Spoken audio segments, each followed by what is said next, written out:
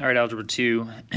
This might turn into a two-part lesson because it is quite involved, but you guys have seen all this before in Algebra 1. We are going to go now back into how to solve quadratics by factoring. So there's a number of methods for this, and I'm going to review them here. So let's just get right into it. So 4.3. Before we do anything, we must remember how to FOIL. All right, so quick review on foiling, and this is also in your textbook. They have a foiling section if you want to go back to that. And I guess I'll just use the same one that they have there. So they have x minus 6 times x minus 2. Do you remember how to FOIL? So FOIL represents first, outside, inside, last. And it's basically just the distributed property, really is all it is. So I don't know why we went with this FOIL thing to help people remember this.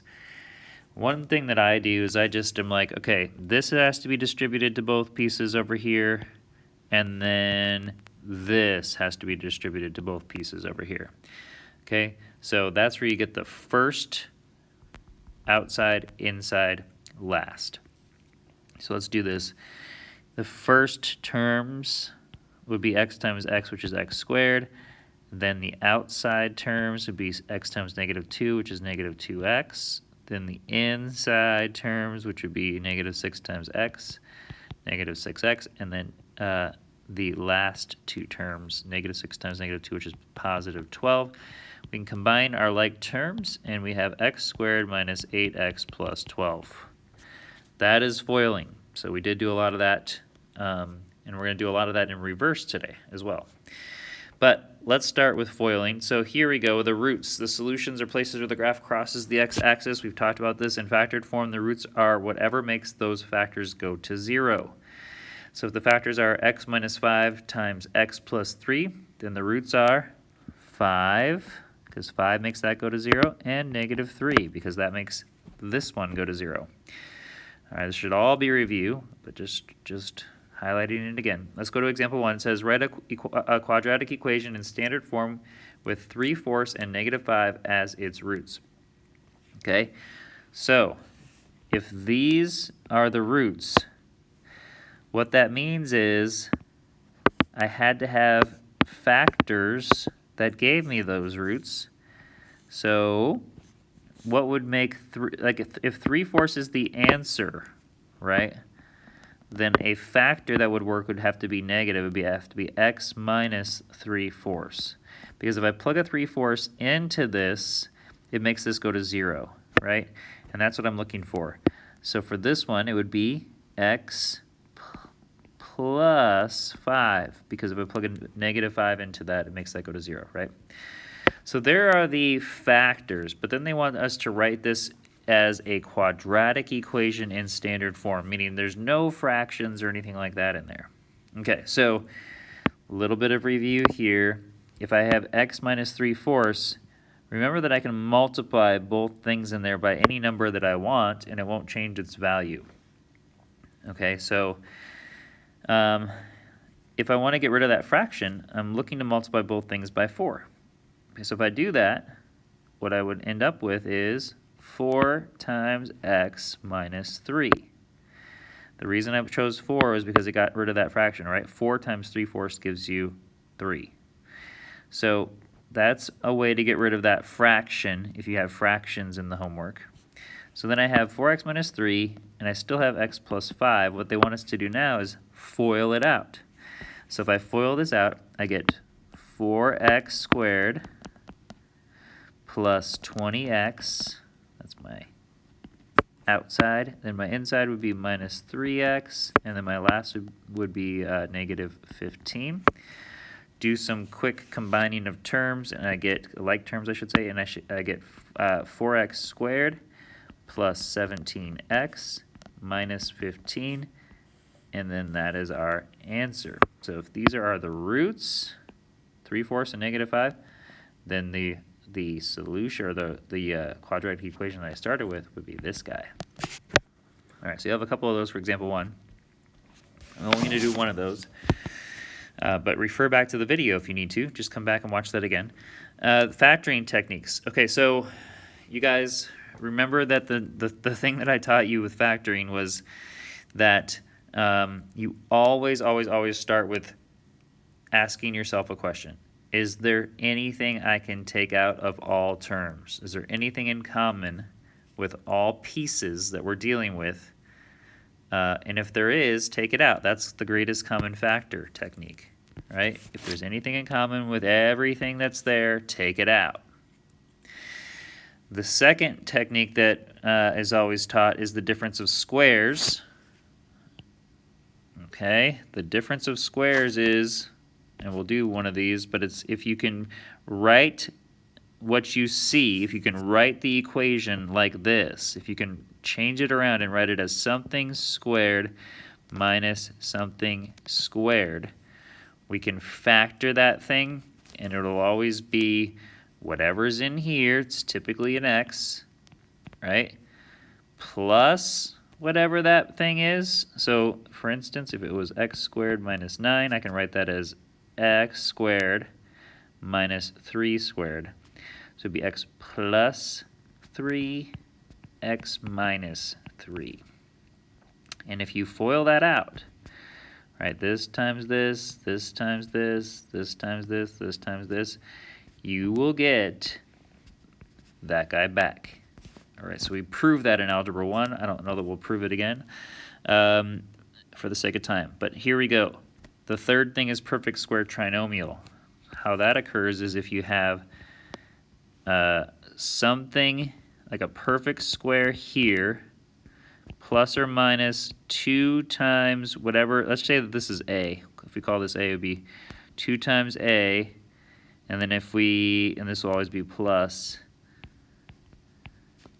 Okay, so what we're looking for is, can we write the first thing as something perfect squared? Can we write the last thing as something perfect squared?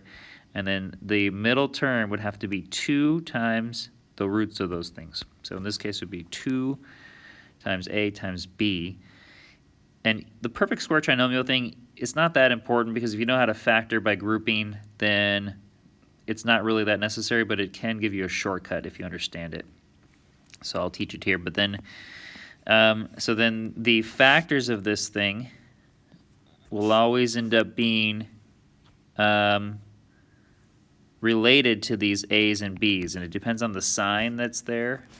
And I'll do one of these for you as we go on. But if to identify whether or not you can factor by perfect square trinomials, this has to be the case. Okay, so if I chose 2 for this a and 3 for this b, or usually it'll be a an x. So let's do that. So if I did 2x squared, I would actually have 4x squared, right? So I chose 2x for that, and then for b I chose 3. So this would be plus 3 times a is 2x, that's, sorry, 2 times a. 2 times 2x is 4x, 4x times 3 is 12x, plus 9. This is an example of a perfect square trinomial. Okay, I just did it in reverse.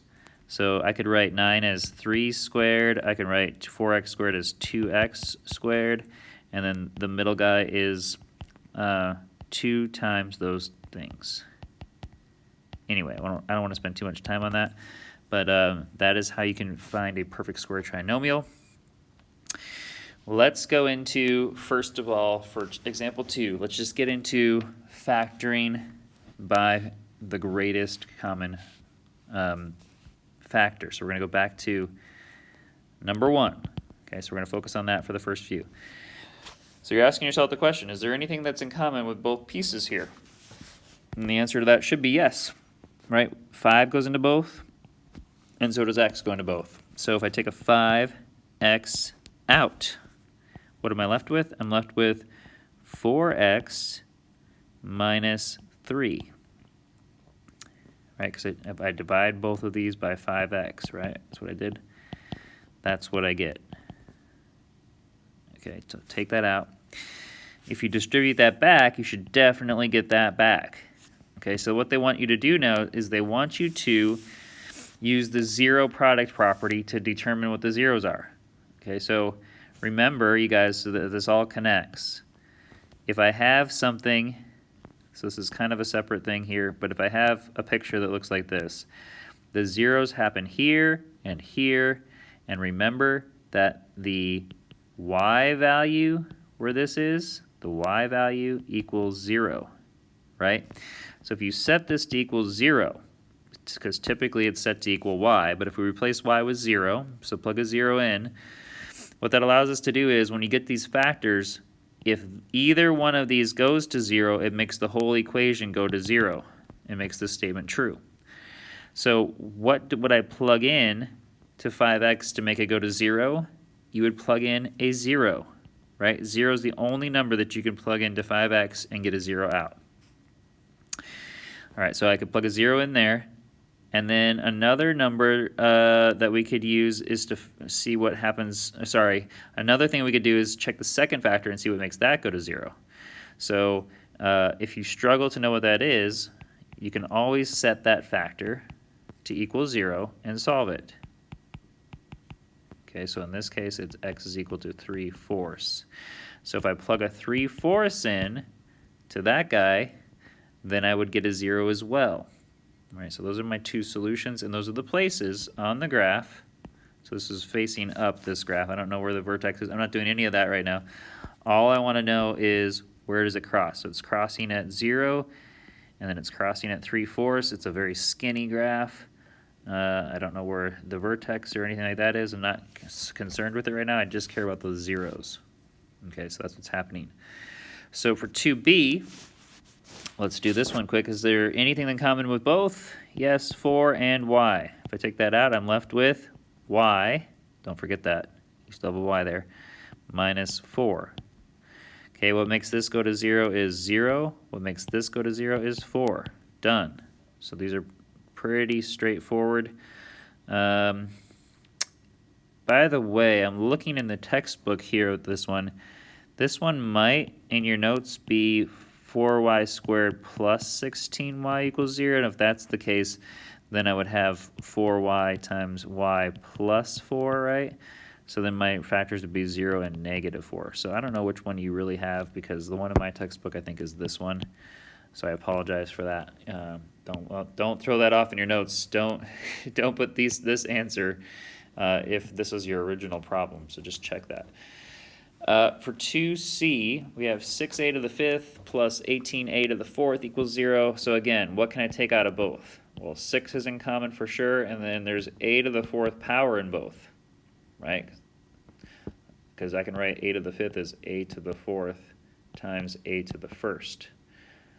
Okay, so if I take 6a to the 4th out of both, I'm left with a here plus 3 here, because I took the a to the 4th out, and I took a 6 out. Okay, so I'm left with 3. What makes this go to 0? 0. What makes this go to 0? Negative 3. And I'm done. Okay, so that's example 2. Let's keep cruising into example 3. So example 3 is all about like perfect squares, perfect square trinomials, and difference of squares. Okay, so I'm going to show you two different ways for solving A. For A, we could write this as 2x squared. Oh, this is like my first example. And then 9 would be, you can write 9 as 3 squared. So I'm just looking at my first and last terms. Those are perfect squares. And then the middle guy would be minus, if I wrote these two things that are in parentheses here, times 2, so 2 times 2x times 3, do I get the same thing out? Well, 2 times negative 2 times 2x times 3 does give me 12x. So this is an example of a perfect square trinomial. Okay, so what you do then, if you want the shortcut, is you take the first perfect square and then the sign here, which is a negative, and the second perfect square, and then you square that. Okay, this gives me one solution. So if you were to say, well, what makes that go to 0? You could say, okay, 2x minus 3 equals 0. What makes that happen? 2x equals 3. X is equal to 3 over 2. So 3 over 2 is the answer. Now, for some of you, you're like, huh, what? I don't remember doing that. It's because I don't focus on it that much, because there's another way to do this. That's a shortcut way. There's another way to do this, though. It's just do it like we always have done it, by factoring by grouping. So I don't know if you remember how to do that, but let's review that. If I take the first term times the last term, so 4 times, well, I should say coefficients. 4 times 9, I get 36. Okay, this should hopefully start coming back to you. You're looking for two things that multiply to give you 36, but add to give you the middle guy, negative 12x. Those two things in this case would be negative 6. By the way, if it's a perfect square trinomial, it'll always be the same factor. Negative 6 and negative 6, right? Negative 6 plus negative 6 gives me negative 12x, and negative 6 times negative 6 gives me 36. So what I'm going to do now is I'm going to rewrite this and group it. So 4x squared, I'm going to rewrite the middle term as negative 6x minus 6x. So I just rewrote negative 12 in two pieces, and they're the pieces that worked. Okay, plus 9. Then what we're going to do is factor by grouping. So we take these two, and then we ask ourselves the same question we did in example 2. Is there anything in common? And the answer is yes, 2x. Okay, take a 2x out, and I'm left with 2x here minus 3. And then on this one, if I take something in common out, it would be negative 3. And I'm left with 2x minus 3 there as well. Okay, because if you take a negative 3 out of 9, you're left with negative 3. And then if you factor these, you're looking at this piece and this piece. Is there anything in common with both? Yes, 2x minus 3 is in common with both, so that takes care of this. And then what's left over is 2x minus 3. Okay, well that's the same thing as 2x minus 3 squared, which is what I got up there, right? So then it's the same process after that. So I know that my answer is going to be x is equal to 3 over 2. All right, so that's kind of the more complicated stuff that we'll see. Let's look at 3b. 3b here, I don't see 3 terms. I don't see this. They could be checking to see, like, is this a difference of squares? Like, is this something squared minus something squared? 9x works there, but there's nothing that works here because you can't do a 3x, otherwise the x becomes squared. So this is not a difference of squares. Okay, so this does not work for difference of squares.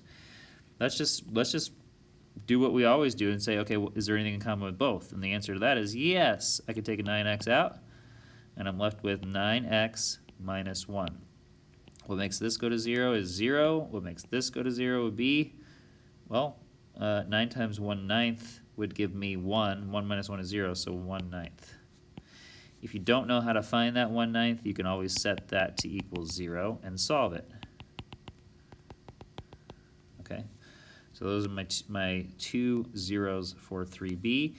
3c, we have 6a squared minus 3a. Let's take a 3a out of both, right? So 3a comes out. I'm left with 2a minus 1. All right, this goes to 0 when I plug a 0 in. This goes to 0 when I plug a 1/2 in, and I'm done with 3c. All right, guys, I have a few more in example 4 to show you, and then I'm going to let you guys start on the homework. So here, just a review of factoring. Again, we're looking for what multiplies to give me the last term or the product of the last and the first coefficient. If it's a 1 out in front, it'll always just be the last guy. Okay, so I like to teach it this way, that it's always the product of the first, the A and the C, right? So A times C in this case is 30. What two things multiply to give me AC, which is 30 in this case, and add to give me B, which is negative 11. So in this case, that would be 5 and 6, right? Where I have negative 5, negative 6. Negative 5 plus negative 6 gives me negative 11. And negative 5 times negative 6 gives me 30. So if I add them together, I get B. If I multiply them together, I get AC. Okay. Now, I can do a number of things here if the a is 1, this is very simple and I'm done. I would just rewrite this as x minus 5, x minus 6, and I'm done. Now, that said, if you want the universal factoring strategy, I know it's a little bit of extra work here, but if you want something that's just working all the time for these, then what I would do is I would just rewrite it and group it like you would do if a was something other than 1. So if you were going to do that strategy, it would be this: x squared minus 5x minus 6x plus 30. Okay, you rewrite it and you group them. Okay, is there anything you take out of the first two? Yes, x, and I'm left with x minus 5, right? The second one I could take a negative 6 out, and I'm left with x minus 5 again. I could take an x minus 5 out of both of those, and I'm left with x minus 6. And notice you get the same answer by grouping, okay, because that's just the method we use when a is something other than 1. So for 4b, I'll use the shortcut, and then for 4c and d, I'll go do it the other way. So here we go. So for this guy, again, a is 1, c is negative 21. So I'm looking for two things that multiply to give me negative 21 and add to give me negative 4. All right, so if I start looking at factors of this, 3 and 7 is like the first thing I think of. So if I have a 3 and a 7, one of those has to be negative in order for them to multiply out to give me this. And then I have to also add them to get a negative 4. So to determine which one's negative, I'm going to choose the 7 because negative 7 plus 3 gives me negative 4. Okay, so the two factors for this would be x plus 3, x minus 7. And if they're looking for the zeros of this would be negative 3, positive 7, right? Because those are the things that make these go to 0. So that's 4b. Let's do 4c and d now. So here we go. For this guy, two things that multiply to give me a, c. 15 times 1 is 15. And add to give me b. What two things multiply to give me 15, add to give me negative 8? Well, if they're adding to give me a negative 8, they have to both be negative, because this is two negatives multiplied together give me a positive, and I know that my AC is positive. So it'll be two negative numbers. The two things that I think of here are 3 and 5. Okay, negative 3 times negative 5 gives me positive 15. If I add them, I get negative 8. So I'm going to rewrite this as 15x squared minus 3x minus 5x plus 1. Now I want to pause for a second. You have to do this by grouping whenever this number out front is something other than 1. So in this case it is. There's no real shortcut here. You have to rewrite it and group it. Okay, so here we go. Let's do that. If I group these, I could take a 3x out and I'm left with 5x minus 1. Here, if I want to get another 5x minus 1, I can write that. I could take a negative 1 out, and I have 5x minus 1 left. So my two factors here, by the way, whenever you group, this should always be the same here, so you can take that out. So we get 5x minus 1, and 3x minus 1 is left over. So the two solutions here would be 1/5, that's what makes this one go to 0, and 1/3, which makes the other one go to 0. Okay, final one, 4D. I'm looking for two things that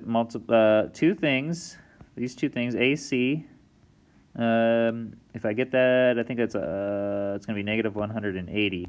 So two things that multiply to give me negative 180, add to give me 8. So one's going to be positive, one's going to be negative. I know that because negative times a positive is the only thing that will give me a negative. Okay, so if I'm looking for 8 here for the sum of those two things, I think it'll be 10 and 18. And the bigger number would have to be positive. So it'd be positive 18, negative 10. All right. If you don't know that off the bat, you might have to do some guess and check till you find those two numbers. But for the sake of time, I just went straight to those. Okay, so this becomes negative 12x squared plus 18x. By the way, it doesn't matter which order you write these in. Minus 10x plus 15. the order of the middle terms doesn't matter. All right, sometimes it's easier to group certain numbers, so you can rewrite that, but that doesn't really matter. So here, what two things, or what comes out of those, both of those two things? That would be negative 6x comes out of both, if I want the leading one to be positive, right? So if that happens, I have 2x here minus 3, okay? And if I take a negative 5 out of that one, I have, what do I have left? I have 2x minus 3 there. All right, so 2x minus 3 is in common. If I take those out of both, I have 2x minus 3 times negative 6x minus 5. All right, so what makes this go to 0? Well, let's do it. 2x minus 3 equals 0, 2x equals 3, x is equal to 3 over 2. So there's one of them. And then for this one, so we have negative 6x minus 5 equals 0. If I move the 5 over, I have negative 6x equals 5, and then x is equal to negative 5 over 6. So that would be my other one.